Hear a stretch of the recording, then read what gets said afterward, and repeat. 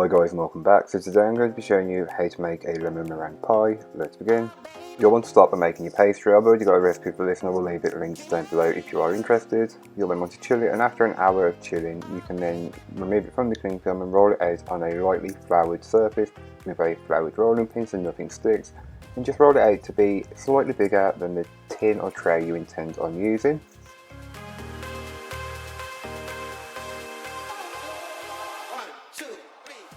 You can then go ahead and drape the pastry over your rolling pin or roll it back onto the rolling pin and get your tin or tray, and then just place it over the top, ensuring that it doesn't rip as best as you possibly can. Just press it down into place into all the edges and crevices that are there, and then once you've done that you can trim away the excess. I never leave overage as it just looks messy and it doesn't look right when it's trimmed later on. So trim away the excess, and then you'll want to go ahead and poke some holes in the bottom of the base just to ensure that no air that gets stuck underneath makes your base of your tart pop up, which is not what you want. Then you can go ahead and place in your parchment paper and fill it with rice or baking beans, and then place it into the fridge to chill for around an hour or until the pastry is firm to the touch. So here is what the pastry case looks like once it's fully baked. I will leave all the information in the blog post down below. Then to make the lemon filling, grab yourself a medium sized bowl and add in your lemon zest, sugar and cornstarch and whisk them all together until they are fully combined.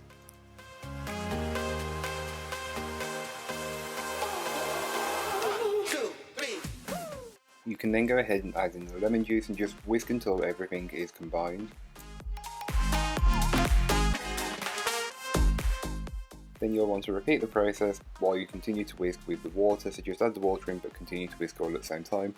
Then once all that is fully combined you can transfer into a large saucepan and place on the hob over a medium-high heat.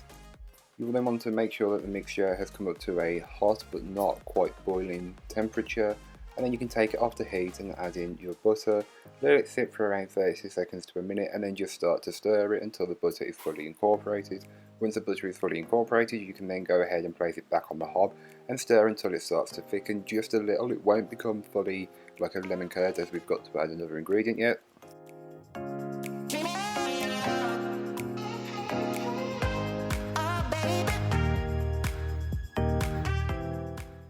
Then you can remove it from the heat and add in your egg yolks and whole egg and just whisk that until they are fully incorporated into the mixture. Don't worry, they shouldn't scramble the mixture, but if they do, restart your mixture from scratch. There's no way of savouring it. Place back onto the hob and just continue to whisk until it's thickened, and you'll notice that it will thicken very quickly, so that's why you need to keep moving the mixture constantly, otherwise it will stick and burn and that's not what you're looking for. You can then go ahead and transfer the lemon filling into your baked pastry case and then just leave it to cool down completely before you continue with the recipe. Just level it off if it's not perfect level, but don't worry, it'll be hidden anyway, so if it's not perfect, it's not a big issue.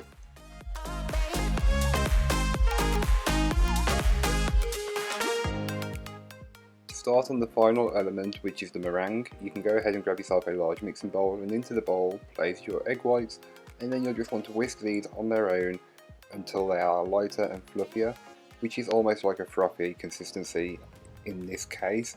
Once you've got to a frothy consistency you can then go ahead and add in your sugar, roughly a tablespoon at a time, mixing well in between each addition. And then you can repeat that process with the remainder of your sugar until you have none left. You should have a smooth and glossy meringue at this point. If it's not smooth and glossy, just continue to whisk until it achieves that consistency. Then you can go ahead and add in your cornstarch and just whisk it in until it's fully incorporated.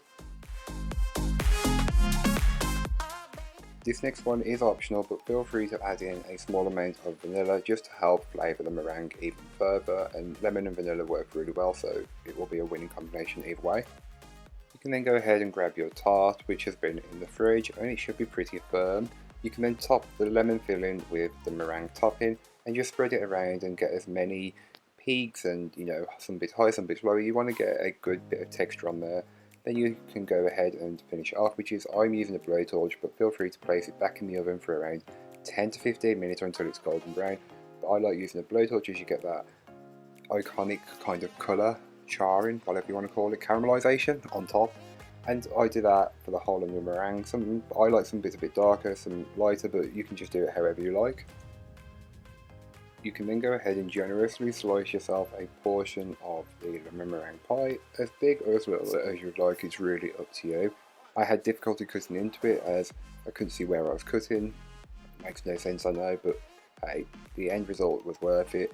You have the pastry case, which is holding that lemon filling and topped with the meringue, and let me tell you, it all works.